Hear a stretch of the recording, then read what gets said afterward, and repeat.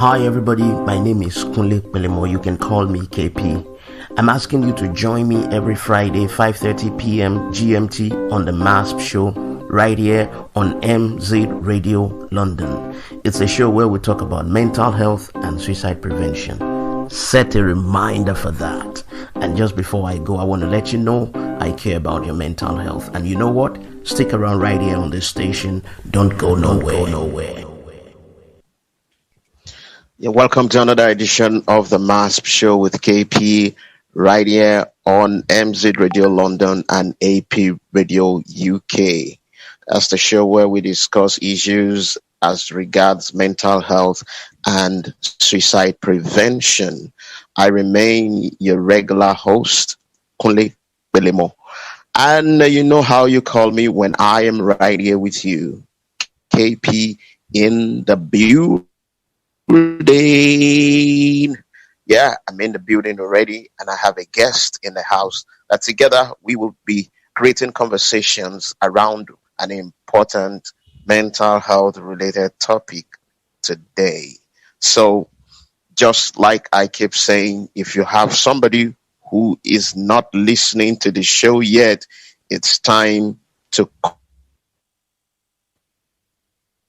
the person and let the person MHAASP show with KP on MZ Radio London and AP Radio UK. What are we talking about today, and who is my guest? Today we'll be talking about tools for managing traumatic stress, and the pro who is going to do that for us is none other but Edith Wanyonyi, who is a Kenyan youth, a passionate humanitarian and mental health advocate. She's a Global Goodwill Ambassador and Advocacy Manager for Global Youth Mental Health Awareness, the Ambassador. She has been on the forefront advocating for mental health in our community as well as on our social media platforms. She has a YouTube channel where she creates awareness about mental health.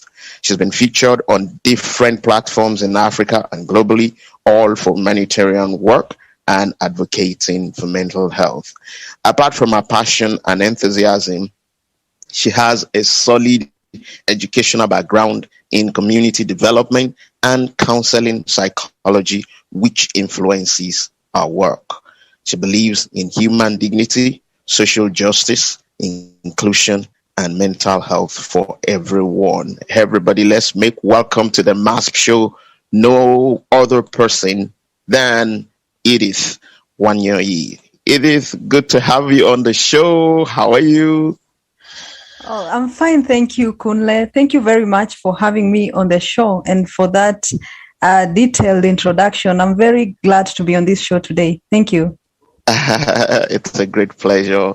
And yeah, like I said, we will be talking about tools for managing traumatic stress.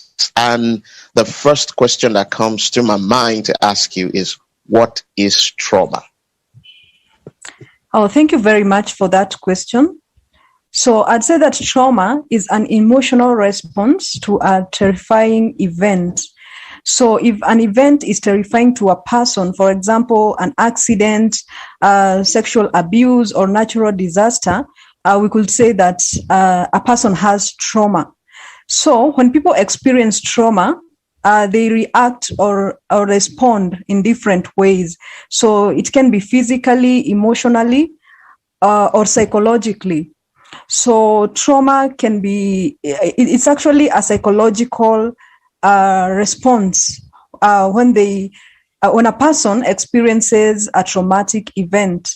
So someone can feel the emotions immediately or after some time.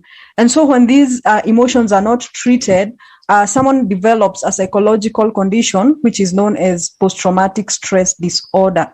So it's very important that people seek help early in case they notice that they have traumatic symptoms. And like for recently with COVID-19, we know that there has been so much trauma across the globe, just witnessing people dying suddenly. And when people are being buried and like we don't have a period to mourn, for example, like in Africa, mourning someone is very important. And so just burying people immediately can be very traumatic. Yeah, so that is what trauma is. And we have like different types of trauma. We have like acute trauma, which results from a single stressful or dangerous event.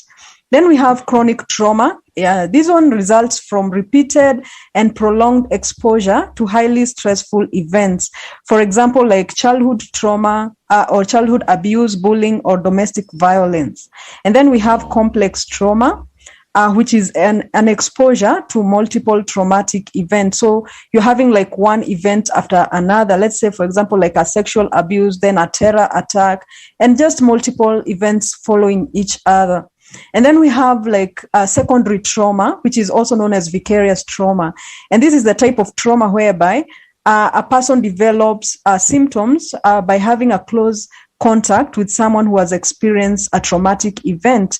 And frontline workers like doctors, nurses, teachers, social workers, psychologists, and humanitarian workers are likely to be affected by vicarious trauma. Yeah, thank you. Wow.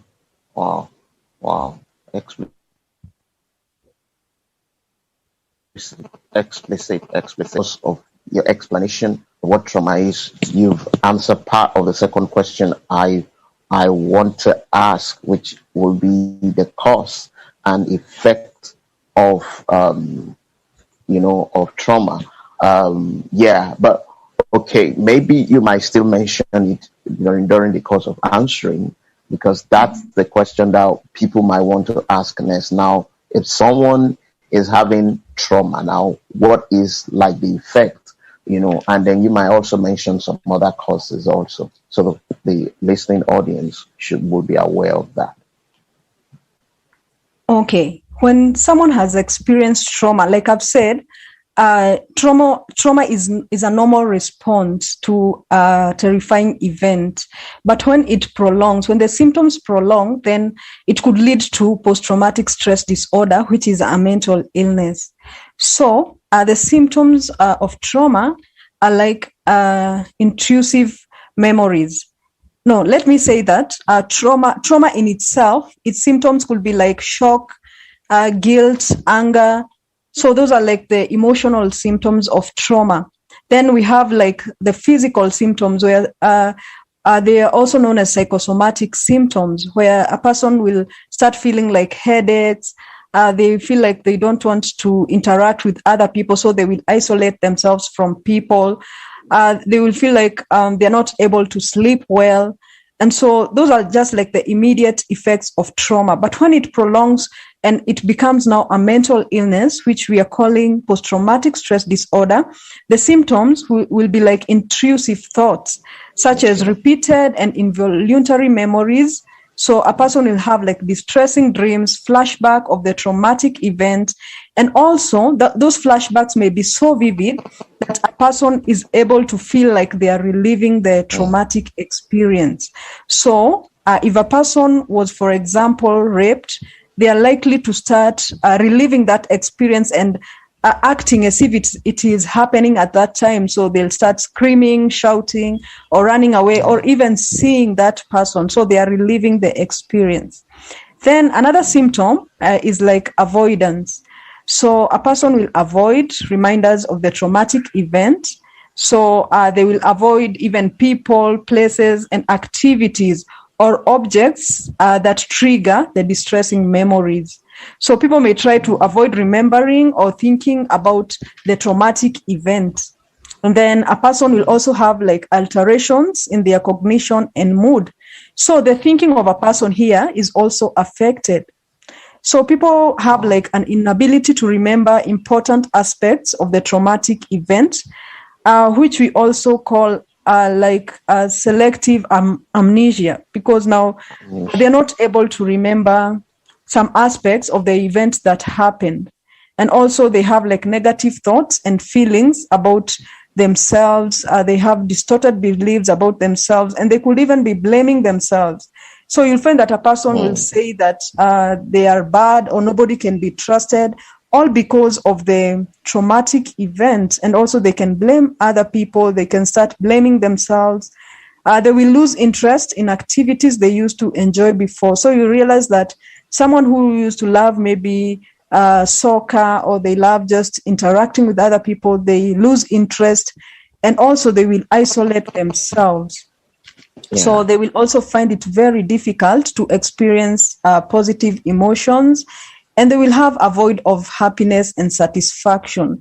So someone will be all alone. They are maybe sad, crying all the time.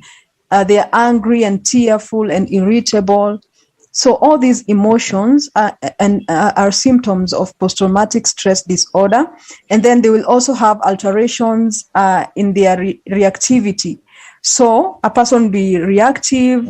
Like I said, they will be irritable and angry, and they will have outbursts, and they will start like behaving recklessly. So you realize that a person is behaving in a destructive way, like maybe they are drinking too much, or they are driving carelessly. Then they can be easily startled or having problems concentrating and sleeping. Yeah, those are the symptoms of post-traumatic stress disorder. Thank you, Kunle. Wow.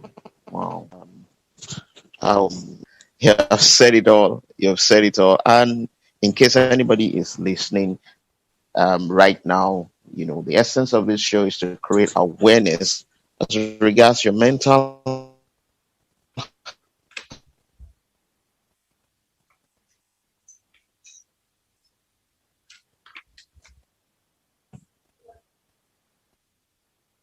to take cognizance of your mental health and go seek a professional help. So the point that is more the tools for traumatic stress. And I have in the building Edith Wanyonyi from Kenya, and it's been a wonderful thing having her on the show. We're going to go on a break right now. When we come back, we'll talk about how to manage this traumatic stress. Stay with us. Don't go nowhere. We'll be back shortly.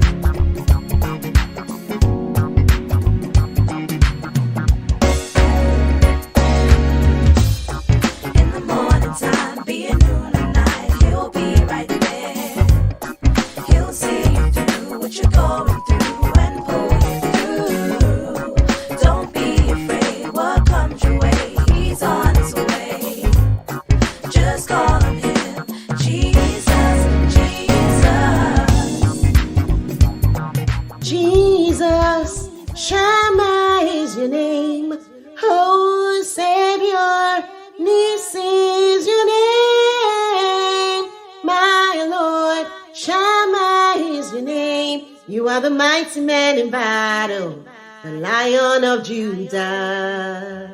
Hi, this is Tosin Oyelakin. I'm a gospel singer-songwriter and a worship leader. You're listening to MZ Radio London, the station on the hill.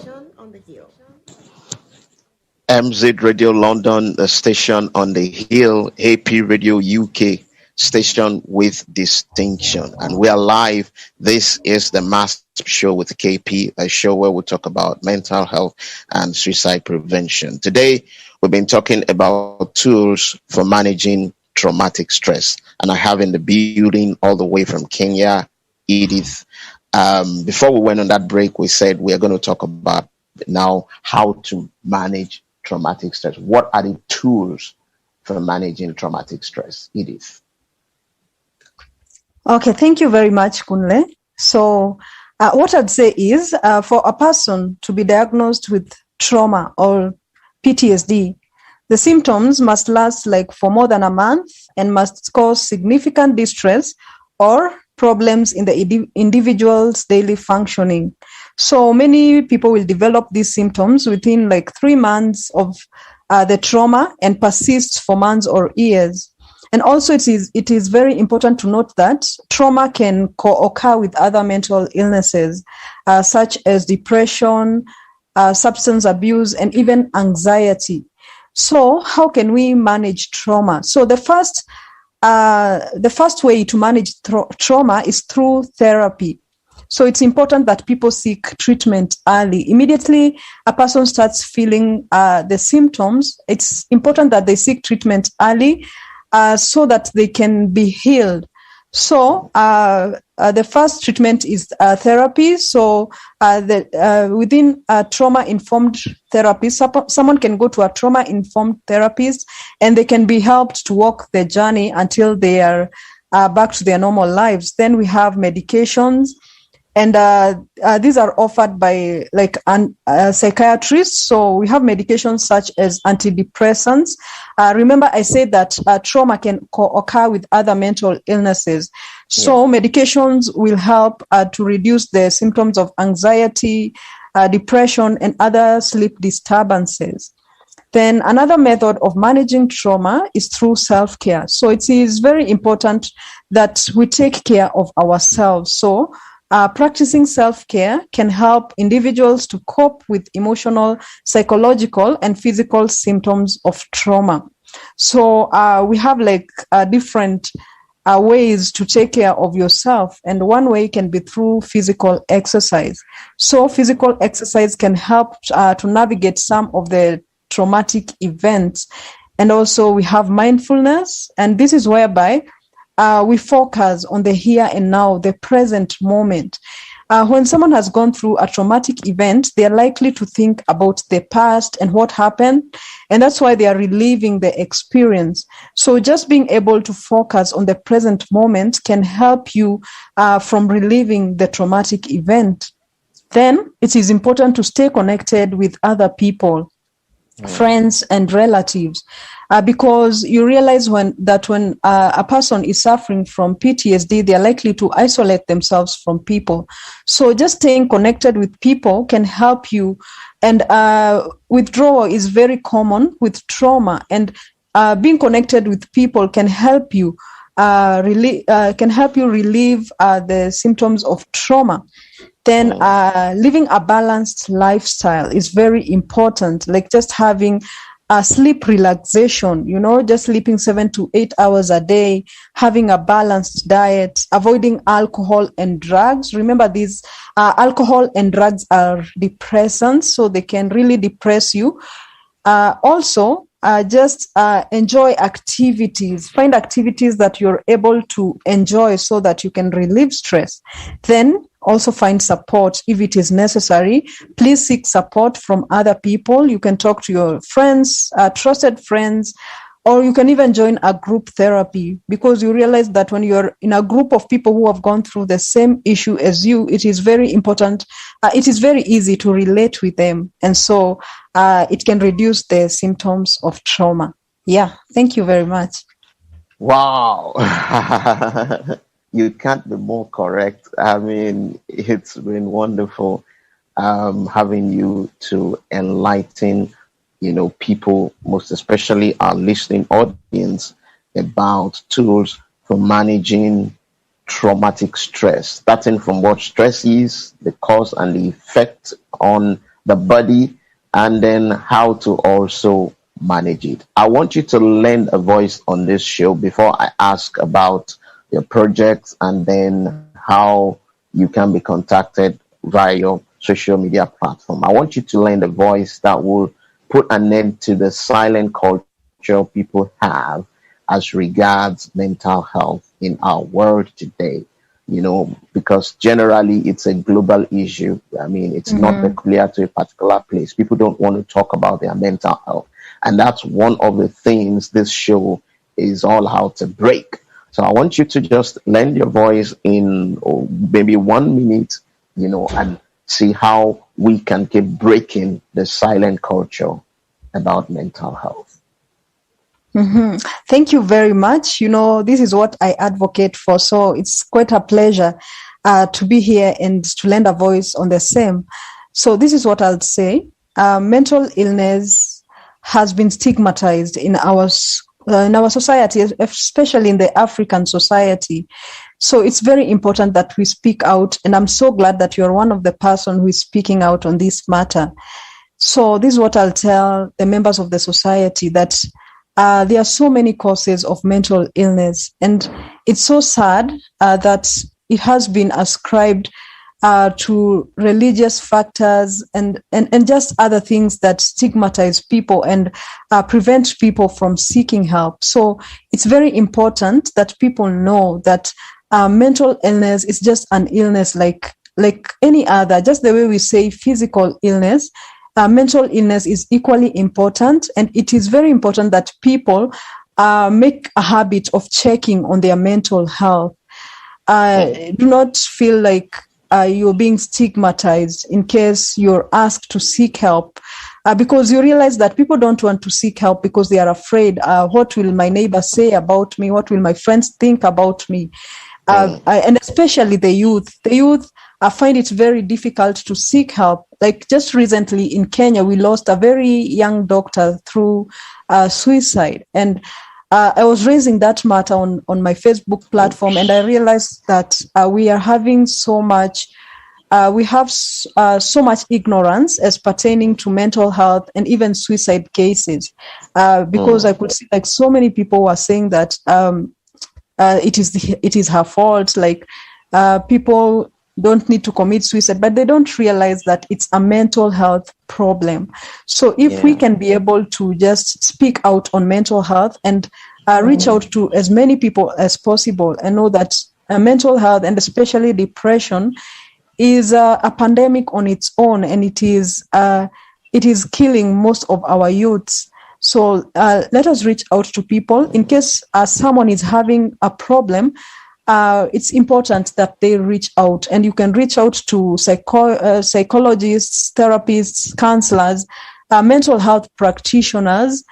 They can help you, or even just your friend, just speaking to your friend and letting them know that I'm going through such and such a problem. It's very important. And if someone reaches out to you, please do not stigmatize them. Be there to listen to them. And if you can't help them, then it's important that you refer them to a professional. Don't stigmatize them. Just be a safe space for that person, and you could save a life. So let people reach out. And also it's very important that I would want like the government to put more emphasis on mental health, because we have like limited professionals, and we also have limited resources, and many people don't know where to reach out, because it's not taken with that seriousness, especially in Africa. So I just want people to know that it's not anyone's fault to be affected by mental illness. There are very many different causes, from biological, genetics, life experiences, and it could affect you. So in case you find yourself in such a situation, don't be afraid to reach out to people. Thank you very much. To people. Wow. So spot on, and of really killing the silent culture by Edith, right here on the MHAASP show on MZ Radio London, and AP Radio UK. Just before we let you go in 2 minutes, just tell us about what you do more and then how people can reach you, your social media handles. Okay, thank you very much. As you mentioned in my profile, I am a counseling psychologist. I'm also a community practitioner. So I love people. I love human beings. I am a humanitarian worker, and that's what I do in everyday basis, actually. So I advocate for mental health. You can see me on my social media platforms. That is on Facebook, on Instagram, on LinkedIn, on Twitter, and also on YouTube. I can say that's the major place where I advocate for mental health, and also for an NGO known as the Global Youth Mental Health Awareness, GYMHA. Yeah. Where I advocate also for mental health. Actually, yesterday we were having such a program on post-traumatic stress disorder, and it is my pleasure always to be there advocating for mental health with Global Goodwill Ambassadors Kenya. I'm also there advocating for mental health. So in case anyone wants to reach me, they can reach me through my Facebook platforms. My name is Edith Wanyonyi everywhere on my social media platforms. I'm sure if you just search that name, you'll find me easily. Yeah, Edith Wanyonyi everywhere, all over. Yes. Worldwide. Yes, and also if you have like you want counseling sessions, you can reach me through those platforms because I also offer counseling sessions. Yeah, okay. Thank you. Okay, that's Edith. For you on the show, thank you so much. I can't thank you enough for coming. I really appreciate your time on the show. It's been an explosive moment having you also on the show. Thank you once again. And I know if we call again, you definitely will answer our call. Yeah, that's it. Definitely. Yeah, thank you. Thanks. It's a pleasure. Now, for those of you who are listening, that's the show today. We thank you for listening over there. And we're back next week for another mind-blowing and explosive session on the MHAASP show with KP on MZ Radio London and AP Radio UK. Before then, like I do say, stay mentally healthy.